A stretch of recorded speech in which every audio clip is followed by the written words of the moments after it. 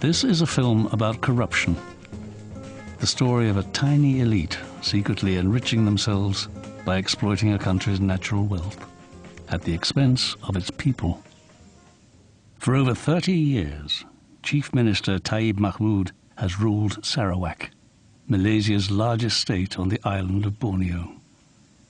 Today, Sarawak has less than 5% of its rainforests left unscathed by logging or plantations. Global Witness show exactly how Sarawak's ruling elite are illegally selling off land for personal gain. Taib is seeking new international investors under the pretext of developing the state. Many fear this money will be siphoned off into private bank accounts controlled by the ruling family. Posing as investors, Global Witness went undercover in Sarawak to find out how business is done and where the money goes.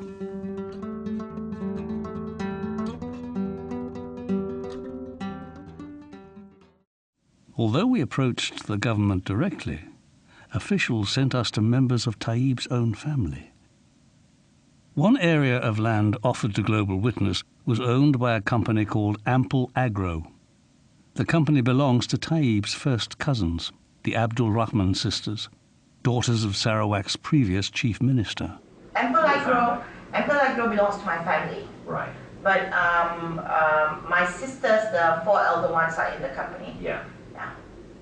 Okay. The Land and Survey Department. Okay. Yeah, they are the one that issues this license. Of course, it's from the CM's directive, but I can speak to the CM very easily. Can you? Yes.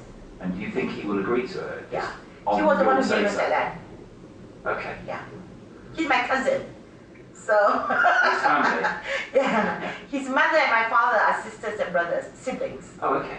Yeah. Okay, So he's my first cousin, so it's quite easy.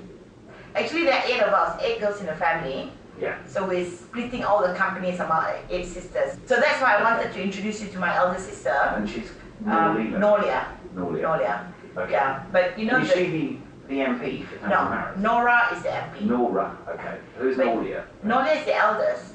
Okay. She's the one that's looking after the constituency for my sister. You're proposing basically Ample Agro, which is your company, okay, sell your company rather than the land, and your company owns the land. Yes, I bought the company as a shell company for this land. Buying Ample Agro meant we would acquire 5,000 hectares of forest to clear for palm oil. The land is home to many indigenous communities, some living in the area for more than a century. Owners of Ample Agro include the MP for Tanjung Manis, Nora Abdul Rahman. Another joint owner is the sister-in-law of Malaysia's Prime Minister, Khadijah Abdul Rahman. To sort out the deal, the sisters put us in touch with their lawyer, Alvin Chong. Alvin represents the state government and many prominent companies with close links to Taib's family.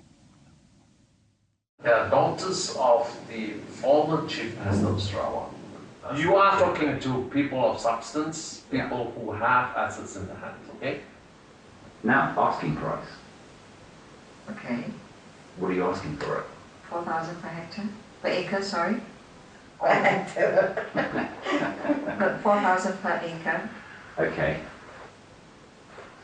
This sale price would pocket the sisters a $16 million profit on land given to them by the Chief Minister in 2010 for a token sum of just $300,000. This is just the tip of the iceberg. Leaked land registry documents suggest that companies linked to Taib's family control nearly 200,000 hectares of land, an area twice the size of Hong Kong, with a market value of $500 million. While we were negotiating with the Abdul Rahman sisters, we were offered an even larger piece of land totaling 32,000 hectares.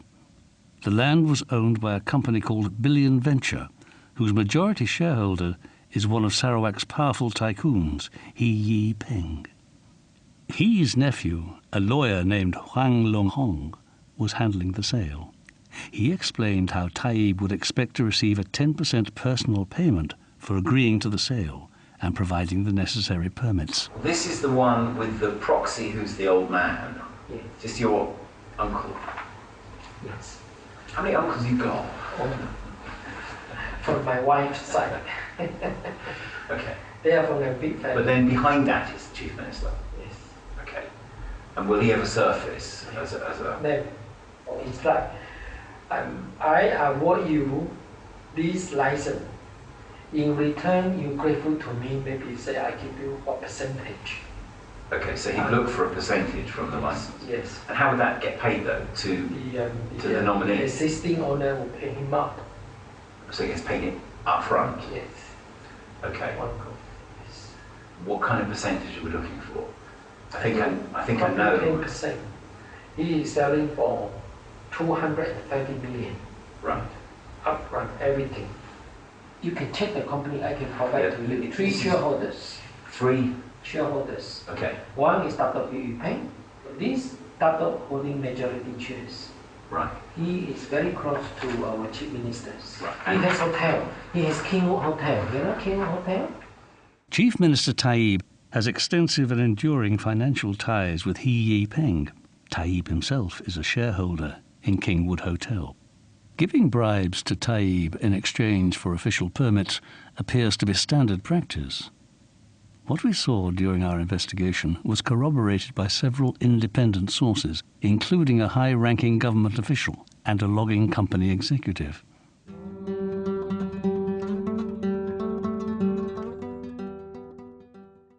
The company's based here. Are you expecting it to be purchased here or funds purchased here? I mean, what's the mechanism?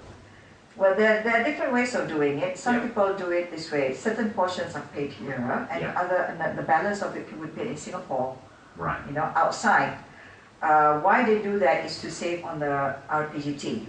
Yeah. Because any land-based company, Sorry, what's RPGT? real property gains tax. So in order to save on the RPGT, only a certain portion is paid here and the other portion is paid. Okay, so and you pay will the 10% on the portion paid here. Yes, and the one that's paid outside, you don't get tax. Because you don't declare that. The proposed payment is illegal, punishable by up to 3 years in prison. Now, have you done? I mean, it's fairly standard doing it through Singapore. Yes. Okay. You will have to do 2 sets of agreement. One in One Singapore. from here and one to cover. It's done here. Both agreements are done here. Okay. But the other one specifies the full amount where the details are spelled out. Okay. Whilst the ones here is only just for the portion that's here. And can you assure me that we won't fall foul of anything doing it that way? No. It's been done. It's been done. It's been done before. Selling of the shares Yeah. could be deemed a disposal of Right. the asset, Yes. therefore attracting real property gains tax. The troubling part to this is going to be a huge RPGT, all right? She said we need to do effectively a duplicate transaction, one for here, for submission here, and then another one. Which is a nominal value, A nominal value. and one, the substantial value, is Yeah. offshore. This deal shows how money due to the state is stolen and hidden overseas. Malaysia has the world's 3rd largest flow of capital flight, losing the country an estimated $285 billion between 2001 and 2010. A great deal of this money is rumoured to flow through private bank accounts in Singapore. Everybody so far we've spoken to prefers Singapore. Yes, for some very obvious reasons. Now, is there no communication between Singapore and here? That's why we choose Singapore. The Singapore government, Most important, you know. the Singapore government has a China wall, and they will not Firewall. Yeah. They will not tell the Malaysian government not. Is that because the Malaysian government don't ask them They ask and they've been turned down. and they get told turn down? Yeah. Sorry, it's not none of your business. They are the new Switzerland. Jurisdiction by choice for people like us. We operate Singapore accounts too, You can. both personal and corporate entities. In addition to tax evasion, Alvin also suggests a method to give foreign investors total control of companies, in violation of Malaysian law. Let me highlight something to you first. Okay. Before you and your client Yeah. or even going to talk specific terms, Yeah. you have to overcome one major hurdle. How are you going to manage the 51%? 51% of the shareholding Of the shareholding. must be held by Malaysian citizens. I can put into place a mechanism to control the local shareholding. We create a lending situation where your foreign party advance money to them, the whatever million, and in turn their shares is charged as security. Okay, that's interesting. Yeah. Okay, that's interesting. To your party, so your party holds the original share certificates. They have a lien over it. They have a charge over it. How enforceable is that charge? Oh, very enforceable. Now, should we call this person effectively a kind of nominee, really?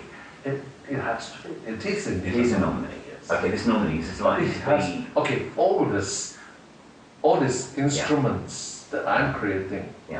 It's not going to be done here. It's going to be locked up somewhere In Singapore. In Singapore. Why?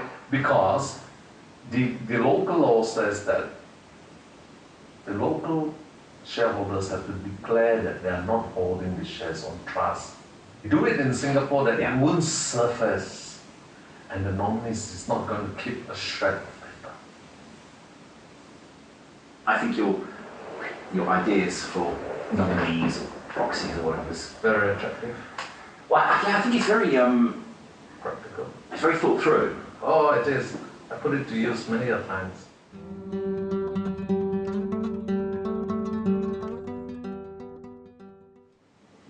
Where would you say a nominee or should come from in the sort of social political spectrum here, or business community? In the lowest rank we can find in a remote area, they would not be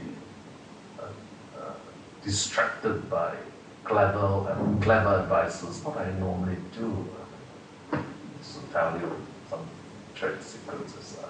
But we find some guys who they're villagers or whatever, sign up all this stuff to us. We can't even reach them. They wouldn't know how to find a lawyer, wouldn't they? I suppose it solves some of the problems in terms of It's cheap, it's really cheap. Can you imagine the villager comes to town and you say, I'm giving you $10,000. My God. yeah.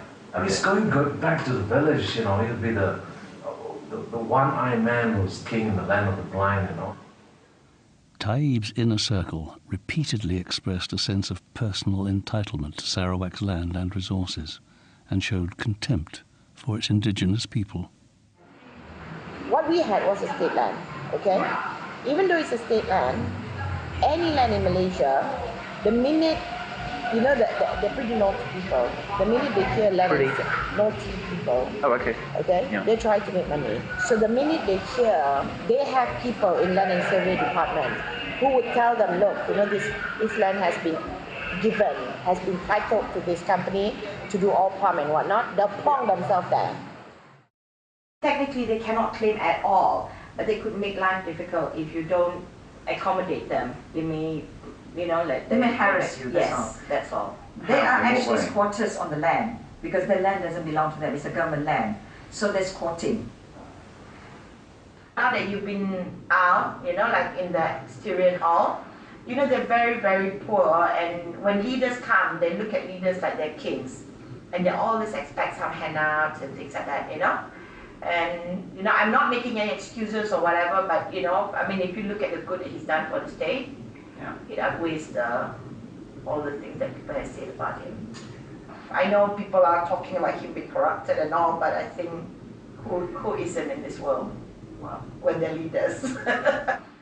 Until the federal Malaysian authorities are willing to hold corrupt officials to account, the forests and people of Sarawak will continue to foot the bill for one family's pursuit of stolen riches.